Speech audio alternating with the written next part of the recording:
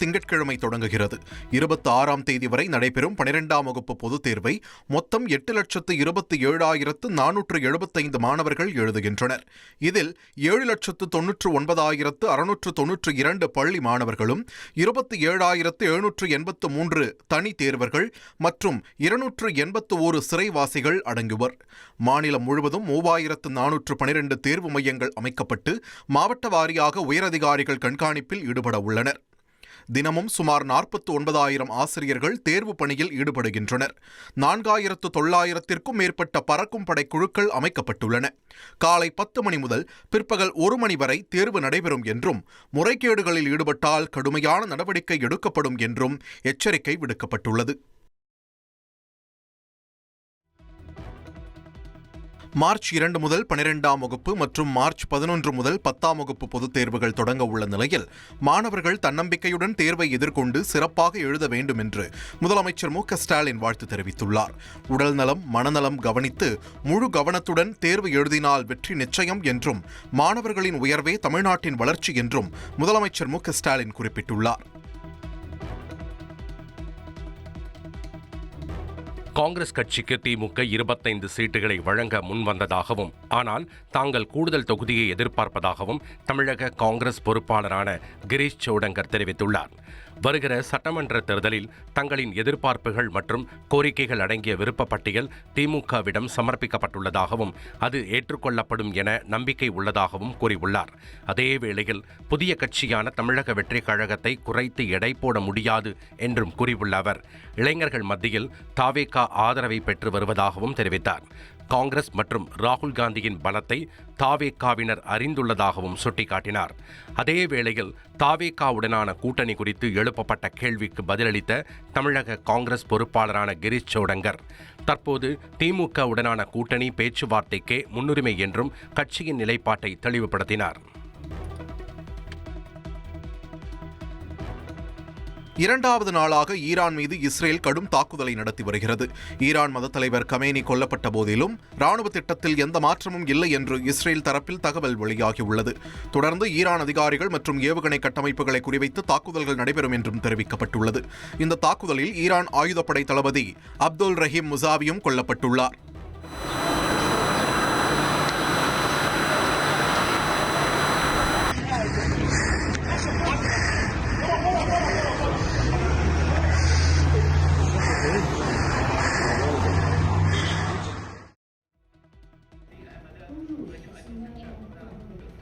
மத்திய கிழக்கு நாடுகளில் நிலவி வரும் போர் பதற்றம் காரணமாக அங்குள்ள தமிழர்களை மீட்பதற்காக தமிழ்நாடு அரசு தீவிர நடவடிக்கைகள் மேற்கொண்டு வருகிறது. தாக்குதல் தொடங்கியதிலிருந்து ஞாயிறு மதியம் வரை 346 பேர் உதவி கோரி தொடர்பு கொண்டுள்ளதாக வெளிநாடு வாழ் நலத்துறை தெரிவித்துள்ளது.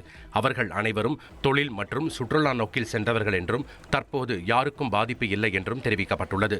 விமான சேவைகள் ரத்து செய்யப்பட்டுள்ள நிலையில் பாதுகாப்பான மீட்பு ஏற்பாடுகள் மேற்கொள்ளப்படும் என்றும் உறவினர்கள் அச்சப்பட வேண்டாம் என்றும் அரசு அறிவுறுத்தியுள்ளது. புதுடெல்லி கட்டுப்பாட்டு அறையை தொடர்பு கொள்ள 01124193300, அயலக நலத்துறையை தொடர்பு கொள்ள 180030933793 ஆகிய எண்கள் அறிவிக்கப்பட்டுள்ளன.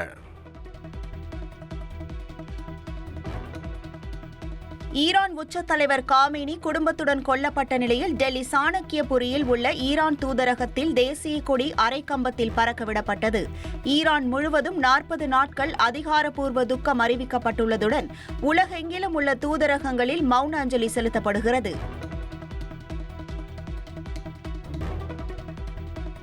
ஈரான் தலைநகர் தெஹ்ரானில் அந்நாட்டின் காவல் படைகளின் தலைமையகம் மற்றும் அதனை சுற்றியுள்ள கட்டடங்கள் மீது நடத்தப்பட்ட தாக்குதலின் வீடியோவை இஸ்ரேல் வெளியிட்டுள்ளது. இந்த தாக்குதலின் போது அந்த கட்டிடங்களை சுற்றி புகை மேகங்கள் எழுந்ததை காண முடிகிறது.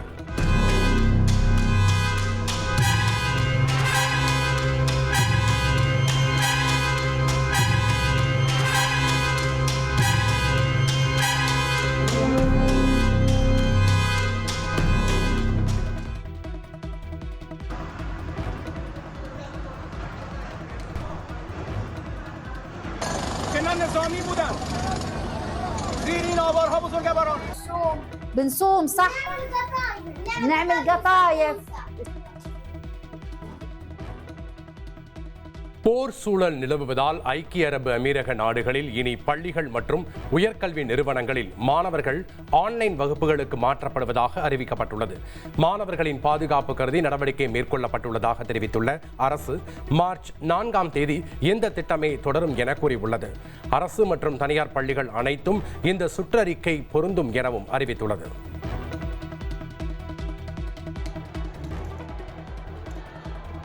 காமேனி படுகொலையை கண்டித்து ஜம்மு காஷ்மீர் மாநிலம் ஸ்ரீநகரில் ஷியா பிரிவு முஸ்லிம்கள் அதிகம் வசிக்கும் பகுதிகளில் பெரும் போராட்டங்கள் வெடித்துள்ளன.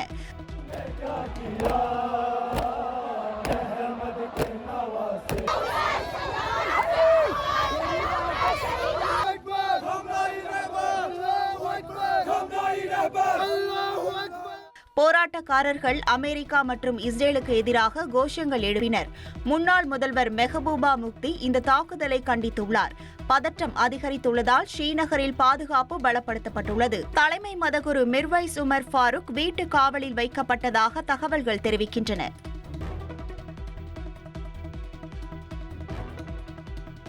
ஈரானின் உச்ச தலைவர் காமேனி அமெரிக்கா மற்றும் இஸ்ரேல் நடத்திய வான்வழி தாக்குதலில் கொல்லப்பட்டதை அடுத்து இடைக்கால தலைமை குழு அமைக்கப்படும் என்று ஈரானின் உயர்மட்ட பாதுகாப்பு அதிகாரி அலி லாரிஜானி அறிவித்துள்ளார்.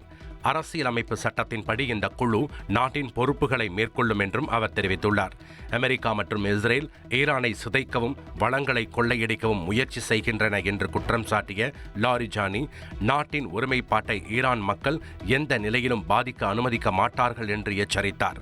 இந்த தாக்குதல்கள் சட்டவிரோதமாக நடைபெற்றவை என ஈரான் குற்றம் சாட்டியுள்ளது.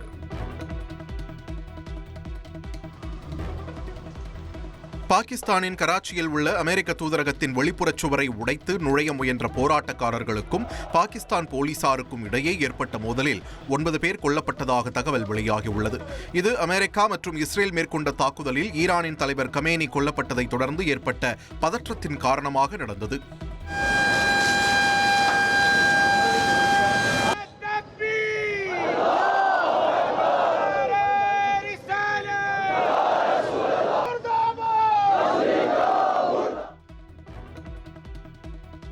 அமெரிக்கா மற்றும் இஸ்ரேல் இணைந்து ஈரானுக்கு எதிராக நடத்திய ராணுவ நடவடிக்கையை ஐக்கிய நாடுகள் அமைப்பின் பொதுச் செயலாளர் ஆண்டனியோ குட்டரெஸ் கடுமையாக கண்டித்துள்ளார். மத்திய கிழக்கில் மேலும் வன்முறை அதிகரிக்கும் அபாயம் இருப்பதாக எச்சரித்த அவர் உடனடி போர் நிறுத்தத்தை வலியுறுத்தியுள்ளார். சர்வதேச சட்டங்களும் மனிதாபிமான சட்டங்களும் மதிக்கப்பட வேண்டும் என்றும் அவர் தெரிவித்துள்ளார். தாக்குதலுக்கு முன் ஓமன் நடத்திய மறைமுக பேச்சுவார்த்தையின் 3ஆம் சுற்று நிறைவடைந்திருந்தது. அடுத்த வாரம் வியன்னாவில் புதிய சுற்று பேச்சுவார்த்தை திட்டமிடப்பட்டிருந்தது. அந்த வாய்ப்பு இப்போது வீணாகிவிட்டதாக குட்டரெஸ் வருத்தம் தெரிவித்தார். இப்போதைய ராணுவ நடவடிக்கைகள் கட்டுப்படுத்த முடியாத பிராந்திய மோதலுக்கு வழிவகுக்கும் அபாயம் உள்ளதாக எச்சரித்த அவர் குறிப்பாக ஈரான் அணுசக்தி பிரச்சினை குறித்து மீண்டும் பேச்சுவார்த்தை நடத்த வேண்டும் என அனைத்து தரப்புகளையும் கேட்டுக்கொண்டார். ஈரான் உச்ச தலைவர் அலி காமெனி படுகொலை மனித ஒழுக்கம் மற்றும் சர்வதேச சட்டத்தின் அனைத்து விதிமுறைகளையும் மீறிய மனிதநேயமற்ற படுகொலை என ரஷ்ய அதிபர் புட்டின் கடுமையாக சாடியுள்ளார். ரஷ்ய மற்றும் ஈரானிய நட்புறவுகளை மேம்படுத்துவதற்கு தனிப்பட்ட பங்களிப்பை செய்த ஒரு சிறந்த அரசியல்வாதியாக அலி காமெனியை ரஷ்யா நினைவு கூறும் என்று தெரிவித்துள்ள அவர் உயிரிழந்த காமெனியின் குடும்பத்தினர் மற்றும் ஈரான் மக்களுக்கு அவர் தனது ஆறுதல் மற்றும் ஆதரவு தெரிவித்துள்ளார்.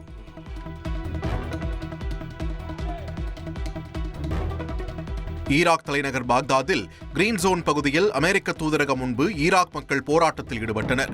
அமெரிக்கா மற்றும் இஸ்ரேல் தாக்குதலில் ஈரானின் உயர் தலைவர் கமேனி கொல்லப்பட்டதை கண்டித்து அவர்கள் கோஷங்களை எழுப்பினர். போராட்டக்காரர்கள் தூதரக வளாகத்தை அணுக முயன்றதால் பாதுகாப்பு படையினர் கண்ணீர் புகைக்குண்டுகளை பயன்படுத்தி அவர்களை கலைத்தனர். மேற்கு ஆசியாவில் நிலவும் போர் பதற்றம் காரணமாக இந்தியாவில் தங்கியுள்ள வெளிநாட்டினர் தாங்கள் தங்கும் காலத்தை நீட்டித்துக் கொள்ளலாம் என அறிவிக்கப்பட்டுள்ளது. போரால் இந்தியாவில் தங்கியுள்ள வெளிநாட்டினர் தங்கள் நாடுகளுக்கு திரும்ப முடியாத சூழல் ஏற்பட்டுள்ளது. இந்த நிலையில் இந்திய வெளியுறவு அமைச்சகம் முக்கிய அறிவிப்பு வெளியிட்டுள்ளது. பயண திட்டங்களை மாற்ற வேண்டிய வெளிநாட்டினர் தங்கும் காலத்தை நீட்டிக்க உதவி பெறலாம் என தெரிவிக்கப்பட்டுள்ளது. விசா காலாவதி சிக்கல்கள் உள்ளவர்கள் வெளிநாட்டினர் பிராந்திய பதிவு அலுவலகத்தை அல்லது அதன் ஆன்லைன் போர்ட்டலை தொடர்பு கொள்ள அறிவுறுத்தப்பட்டுள்ளது. ஈரான் உச்ச தலைவர் அலி காமினி கொல்லப்பட்டதற்கு கண்டனம் தெரிவித்து ஜம்மு காஷ்மீரில் மக்கள் இரங்கல் தெரிவித்து வரும் நிலையில் அவர்கள் அமைதியாக இரங்கல் தெரிவிக்க அனுமதிக்கப்பட வேண்டும் என்று அம்மாநில முதலமைச்சர் ஒமர் அப்துல்லா தெரிவித்துள்ளார். காவல்துறை மற்றும் பிற நிர்வாகம் அவர்கள் மீது தேவையற்ற கட்டுப்பாடுகளை தவிர்க்க வேண்டும் என்று கேட்டுக் கொண்டுள்ள அவர், ஈரானில் வசிக்கும் ஜம்மு காஷ்மீர் மாணவர்கள் மற்றும் குடும்பங்களின் நலன் மற்றும் பாதுகாப்பு உறுதி செய்யப்படும் என்றும் இது தொடர்பாக இந்திய வெளியுறவு அமைச்சருடன் தாங்கள் தொடர்பில் இருப்பதாகவும் அவர் தெரிவித்துள்ளார்.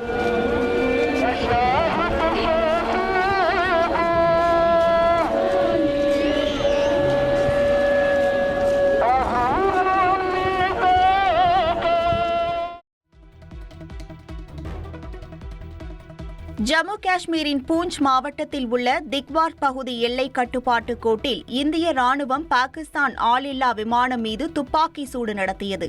சுமார் 12 சுற்றுகள் துப்பாக்கி சூடு நடத்திய நிலையில் சில நிமிடங்கள் சுற்றிய ட்ரோன் பின்னர் பாகிஸ்தான் ஆக்கிரமிப்பு காஷ்மீருக்கு திரும்பியதாக அதிகாரிகள் தெரிவித்தனர். எல்லைக்கு அப்பால் இருந்த ட்ரோன் நடமாட்டத்தை கண்டறிந்த 3 நாட்களில் இது 2வது துப்பாக்கி சூடு சம்பவமாகும்.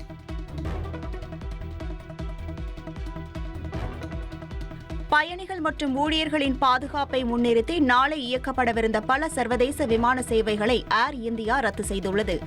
மும்பை, டெல்லி, பெங்களூரு ஆகிய நகரங்களிலிருந்து லண்டன் செல்லும் விமானங்களும் டெல்லி பர்மிங்கான் இடையிலான சேவையும் ரத்து செய்யப்பட்டுள்ளது.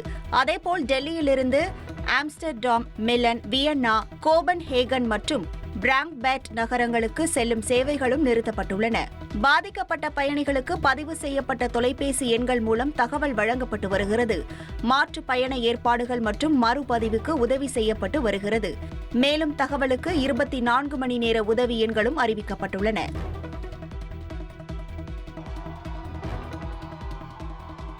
கனடாவின் டொரண்டோ நகரில் ஈரானில் ஆட்சி மாற்றம் வேண்டும் என கோரி ஆயிரக்கணக்கானோர் பேரணி நடத்தினர். அமெரிக்கா இஸ்ரேல் கூட்டு தாக்குதலில் மதத்தலைவர் கமேனி கொல்லப்பட்ட நிலையில் ஆட்சி மாற்றம் கோரி இந்த போராட்டம் நடத்தப்பட்டது. பேரணியில் வெளிநாட்டில் வசிக்கும் ஈரான் எதிர்க்கட்சித் தலைவர் ரெசா பல்லவியின் படங்களும் போராட்டக்காரர்கள் ஏந்தி வந்தனர்.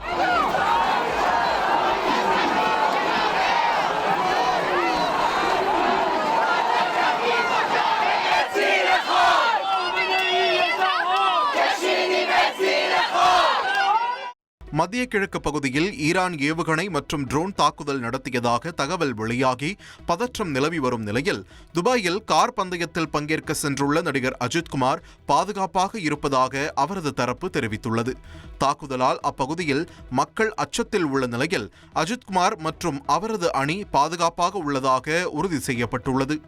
ஹோசூர் அருகே மல்லிகார்ஜுன துர்கம் கிராமத்தில் ஸ்ரீ பிரம்மரம்பா ஸ்ரீ சிட்டியில் மல்லிகார்ஜுன சுவாமி கோவில் திருவிழாவையொட்டி பாரம்பரிய எருதாட்டம் கோலாகலமாக நடந்துச்சு.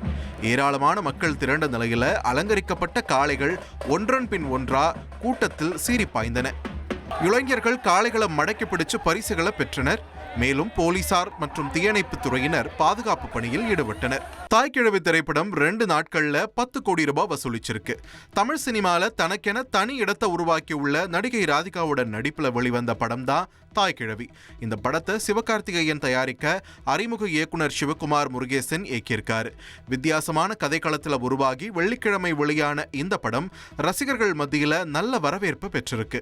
ஆண்டின் தலைசிறந்த படங்கள்ல இதுவும் ஒன்றாக இருக்கும்னு பலரும் விமர்சிச்சுட்டு வர நிலையில உலக அளவுல 10 கோடி ரூபாய் வசூல் செய்துள்ளதா தகவல் வெளியாகியிருக்கு. திண்டுக்கல் வேடச்சந்தூர் அருகே முன்விரோதம் காரணமாக அதிமுக நிர்வாகி வெட்டி கொலை செய்யப்பட்ட சம்பவம் பெரும் பரபரப்பை ஏற்படுத்திய நிலையில் போலீசார் 6 பேரை கைது செய்துள்ளனர். திண்டுக்கல் மாவட்டம் வேடச்சந்தூர் அருகே பெரியக்கோட்டை பகுதியைச் சேர்ந்த அதிமுக நிர்வாகி மருதமுத்து இரவு நேரத்தில் நண்பருடன் நடந்து சென்ற போது மோட்டார் சைக்கிள்களில் வந்த மர்ம கும்பலால் ஓட விரட்டி அரிவாளால் சரமாரியாக வெட்டி கொலை செய்யப்பட்டார். பணம் கொடுக்கல் வாங்கல் தொடர்பான முன்விரோதம் காரணமாக இந்த கொலை நடந்தது போலீஸ் விசாரணையில் தெரிய வந்தது. இதனைத் தொடர்ந்து வினோத் உள்ளிட்ட 6 பேரை போலீசார் கைது செய்து சிறையில் அடைத்துள்ள நிலையில் இந்த சம்பவம் அப்பகுதியில் பெரும் பரபரப்பை ஏற்படுத்தியுள்ளது.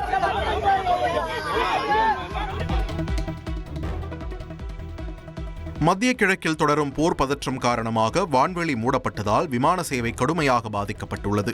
சென்னை விமான நிலையத்தில் இருந்து Dubai, Abu Dhabi, Sharjah, Kuwait, Muscat உள்ளிட்ட பகுதிகளுக்கு செல்ல வேண்டிய 33 விமானங்கள் 2ஆம் நாளாக ரத்து செய்யப்பட்டன. இதனால் பயணிகள் கடும் அவதியடைந்த நிலையில் விமான சேவையில் மேலும் மாற்றங்கள் ஏற்பட வாய்ப்பிருப்பதாக தகவல் வெளியாகியுள்ளது. துபாயில் ஏர்பேஸ் எல்லாமே ஸ்டாப் பண்ணிட்டாங்க. ஷார்ஜா, துபாய், அபுதாபி எல்லாமே ஸ்டாப் பண்ணிட்டாங்க. ஸ்டாப் பண்ணுற வரைக்கும் 4 மணிக்கு மேலே இவங்க எப்படி ஃப்ளைட் விடுவாங்க? இல்லைன்னு தானே அப்போ அர்த்தம். அதை நீங்கள் முன்னாடி கிளியராக சொல்லணுமா இல்லையா? அது எப்படி ரீஃபண்ட் பண்ணுவாங்க என்ன ஏதுன்னு தெரியல. அது தெரியாதனால நேராக என்கொயரிக்காக வந்திருக்கேன். என்கொயரிலையும் சரியான சப்போர்ட் கிடையாது. ஒரு பேப்பரில் ஃபோன் நம்பர் போட்டு ஓட்டிட்டு அது கால் பண்ணுங்கன்றாங்க. உள்ள அந்த ஹெல்ப் டெஸ்க்கு எதுவுமே இல்லை. ஹெல்ப் டெஸ்கில் கேட்டால் எனக்கு தெரியாது, அதை பற்றி ஐடியா இல்லைன்றாங்க. இங்கே ப்ராப்பராக ஒரு ரெஸ்பான்ஸில் பதில் சொல்ல மாட்டாங்க. தமாம் வரைக்கும் தான் போகுது. அடுத்த ஃப்ளைட்டு அங்கேருந்து கண்டினியூட்டி ஃப்ளைட்டுன்னு கொடுத்துருவாங்க ஒரு டிக்கெட். ஆனால் அது இன்னும் வரமாட்டேங்குது. அவங்க என்னன்றாங்க, இருங்க பார்க்கலாம், தமாம் போயிட்டா அங்கே கிடைக்கும் அப்படின்றாங்க. அங்கே போயிட்டு கேன்சல் ஆகிடுச்சு ஏதாவது ஒன்றுனா எப்படி ரிட்டர்ன் வருவான்னு ப்ராப்பராக ஒரு நம்பரும் கொடுக்க மாட்டாங்க. நம்பர் கொடுத்தாங்க, அந்த நம்பர் எடுக்க மாட்டேறாங்க. கன்சல்டிங் பர்சன் எடுக்க மாட்டேன்றாங்க. ஹெல்ப் லைன்னு உட்காந்துங்கிறாங்களோ வழி யாரும் ஹெல்ப் பண்ணுற மாதிரி இல்லை.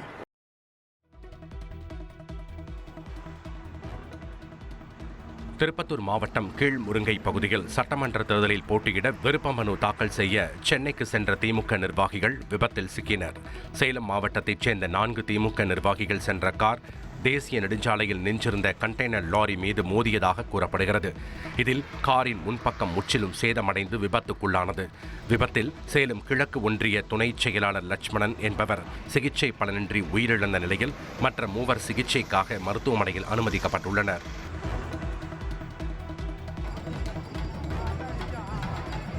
தென்காசியில் உள்ள பிரசித்தி பெற்ற காசி விஸ்வநாதர் கோவிலில் மாசி தேரோட்ட விழா வெகு விமர்சையாக நடைபெற்றது. கடந்த மாதம் 21ஆம் தேதி கொடியேற்றத்துடன் தொடங்கிய நிலையில் 9வது நாளில் மேளதாளங்களுடன் சிறப்பு அலங்காரங்களுடன் காசி விஸ்வநாதர் திருத்தேரில் எழுந்தருளினார். இந்த நிகழ்வில் பல்லாயிரக்கணக்கான பக்தர்கள் கலந்து கொண்டு சுவாமி தரிசனம் செய்தனர்.